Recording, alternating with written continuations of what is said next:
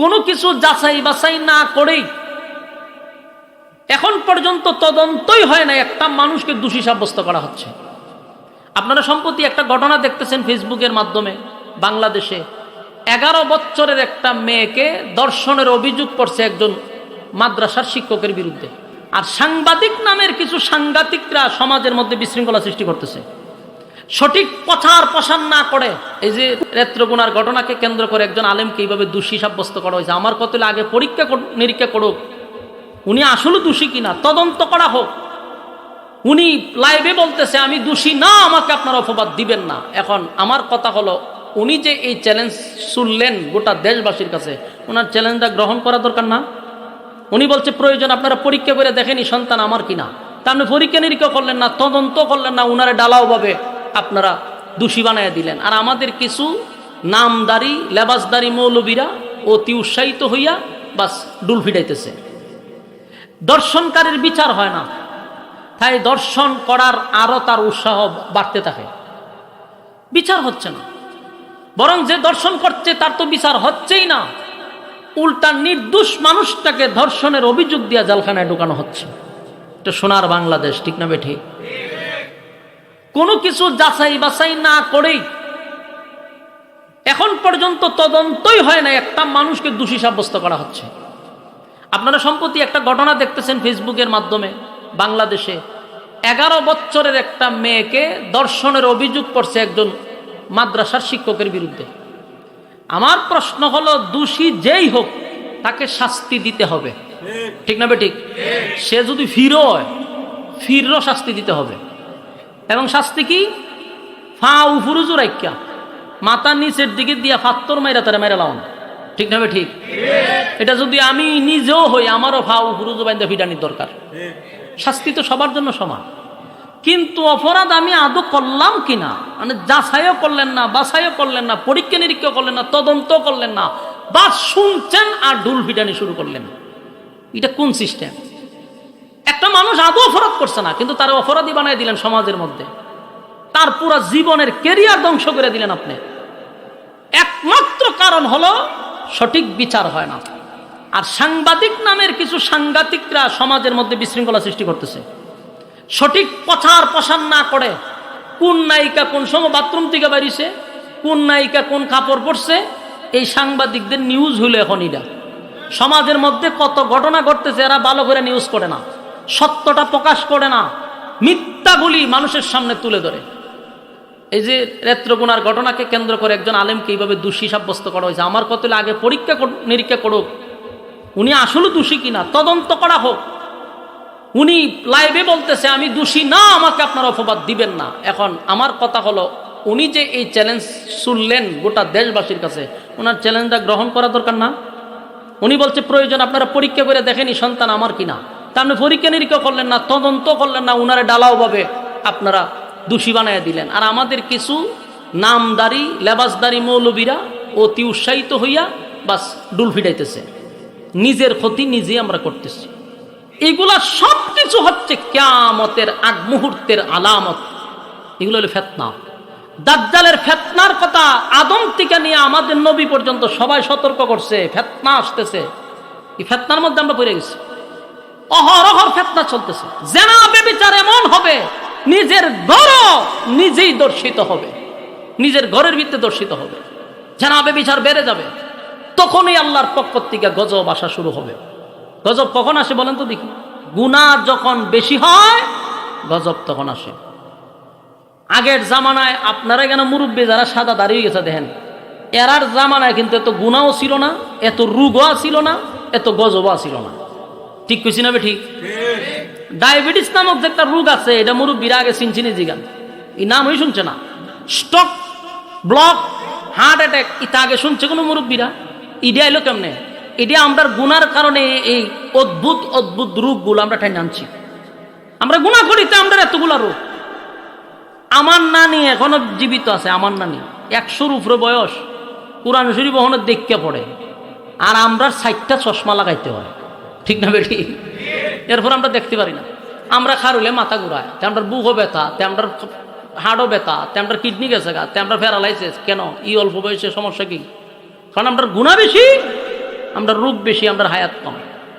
এখনো মুরব্বীরা যারা আছে সাদা দাড়িগুলা দেন, এরা এত রোগ নাই, আমরা যত রোগ। ঠিক না ঠিক?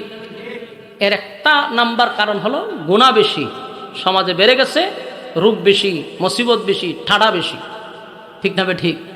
এই জন্য আল্লাহ বলেন, যেদিন ইসরাফিল আলাইহিস সালাতু ওয়াস সালাম সিংহায় ফুঁক দিবে, সেদিন হবে সমষ্টিগত কিয়ামত। সেটাই হবে এই পৃথিবী ধ্বংস। কুল্লু মান আলাইহা ফান, সব ধ্বংস হবে, কোনো কিছু থাকবে না, কোনো কিছু না।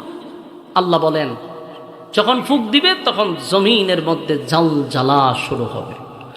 ইদা জুলজিলাতিল আরদু জিলজালাহা ওয়া আখরাজাতিল আরদু আথকালাহা ওয়া ক্বালাল ইনসানু মা লাহা। আল্লাহ রাব্বুল আলামিন বলেন, জমিনের মধ্যে যখন ভূমিকম্প হবে, জালজালা শুরু হবে, কোন সময়? ইসরাফিল আলাইহিস সালাতু ওয়াস সালাম যখন সিংহায় ফুঁক দিবে, তখন একটা বিকট আওয়াজ হবে। একদিকে বিকট আওয়াজ হবে, যত সময় যাবে এটা বিকট থেকে বিকট হবে, বিকট থেকে বিকট হবে। নয়েজ দে একটু কমান, মাস্টারটা একটু লামান। ইযা জুলজিলাতিল আরদু জিলজালাহা, পৃথিবীর মধ্যে আল্লাহ বলেন এই জমিনের মধ্যে একটা ঝাঁকুনি দেওয়া হবে, এমন ভাবে ঝাঁকুনি দেওয়া হবে, ঝাঁকুনির কারণে আল্লাহ বলেন ওয়া আখরাজাতিল আরদু আসকালাহা, ঝাঁকুনির কারণে জমিনের মধ্যে যখন ঝাঁকুনি শুরু হবে, তখন জমিনের ভিতর থেকে দামি দামি দামি দামি সম্পদগুলা বাহির হয়ে যাবে। এই জমিনের নিচে কিন্তু দামি দামি সম্পদ আছে, হীরামণি মুক্তা, দামি দামি সম্পদগুলা জমিনের নিচে আছে, যেগুলা এক সময় জমিন সে উগলায়া দিবে। জমিন কি করবে? জমিন উগলায়া দিবে, জমিনের ভিতর থেকে সম্পদগুলি জমিন বাহির করে দিবে। তখন আল্লাহ বলেন ওয়াকালাল ইনসানু মা লাহা, এই দৃশ্য দেখার পরে মানুষ বলতে থাকবে, জমিন রে তোমার কি হয়ে গেল? জমিনের ভিতর থেকে যখন দামি দামি দামি দামি সম্পদগুলা বাহির হইতে থাকবে, তখন মানুষ বলবে ওয়াকালাল ইনসানু মা লাহা, জমিন তোমার কি হয়ে গেল? কারণ যে সম্পদের জন্য ভাই ভাইকে হত্যা করা হয়েছে, যে সম্পদের জন্য আমি আমার ভাইকে হত্যা করলাম, যে সম্পদের জন্য আমি আমার ভাইয়ের সঙ্গে কথা বলা বন্ধ করে দিলাম, বাবার সঙ্গে কথা বলা বন্ধ করলাম, আত্মীয় স্বজনদের সঙ্গে আমি সম্পর্ক বিচ্ছিন্ন করলাম সম্পদের কারণে, সেই সম্পদ যখন মানুষের সামনে জমিন থেকে বাহির হইবে, ভুক্ত করতেই পারবে না, মানুষ আতঙ্কে থাকবে। একদিকে বিকট থেকে বিকট আওয়াজ, অন্যদিকে ইযা জুলজিলাতিল আরদু জিলজালাহা, জমিনের মধ্যে শুরু হবে ঝাঁকুনি আর ঝাঁকুনি। ঝাঁকুনির কারণে ভয়াবহ একটা পরিস্থিতি শুরু হয়ে যাবে রে, মানুষের মধ্যে আতঙ্ক সৃষ্টি হয়ে যাবে। আসমান, মাথার উপরে আমাদের আসমান আছে কমপক্ষে 7টা, পায়ের নিচে জমিন আছে, আসমান আছে, উপরে আসমান, সূর্য আছে, চন্দ্র আছে, গ্রহ আছে, নক্ষত্র আছে। এই যে সূর্যটা আমাদের সামনে, দেখতে যদিও এতটুক বড় দেখা যায়, বর্তমান বিজ্ঞান বলে এই সূর্য পৃথিবীর থেকে 13 লক্ষ গুণ বড়। আসেনি আপনাদের বাগানের ভিতরে? সুবহানাল্লাহ, আছে? এই পৃথিবীর থেকে কত লক্ষ গুণ বড়?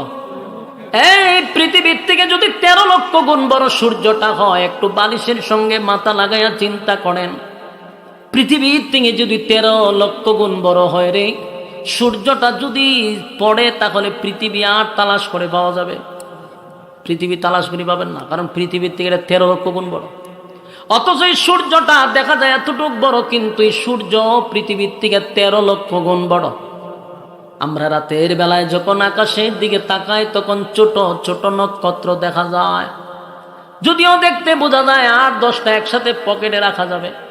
কিন্তু জানেননি এই তারকা কত বড়? এই তারকা সূর্যের থেকে কোটি কোটি গুণ বড়। অথচ এই তারকা কতটা আছে আল্লাহ ছাড়া কেউ জানে না। এত তারকা, এক একটা তারকা সূর্যের থেকে বড়, সূর্য পৃথিবীর থেকে 13 লক্ষ গুণ বড়, আবার তারকা সূর্যের থেকে কোটি কোটি গুণ বড়, এমন তারকা আল্লাহ ঝুলায়া রাখছে। তাহলে চিন্তা করেন, এই সূর্য, চন্দ্র, গ্রহ, নক্ষত্র, পাহাড়, পর্বত, সাগর, নদী, নালা, যা কিছু দেখি এবং যা দেখি না, ইসরাফিলে যখন সিংহায় ফুঁক দিবে রে, সবগুলা বিকট আওয়াজে এমন একটা পরিস্থিতি শুরু হবে, একটা পর্যায়ে মানুষের অস্তিত্ব থাকবে না। ওয়াকালাল ইনসানু মা লাহা, মানুষ বলবে জমিন তোমার কি হয়ে গেল।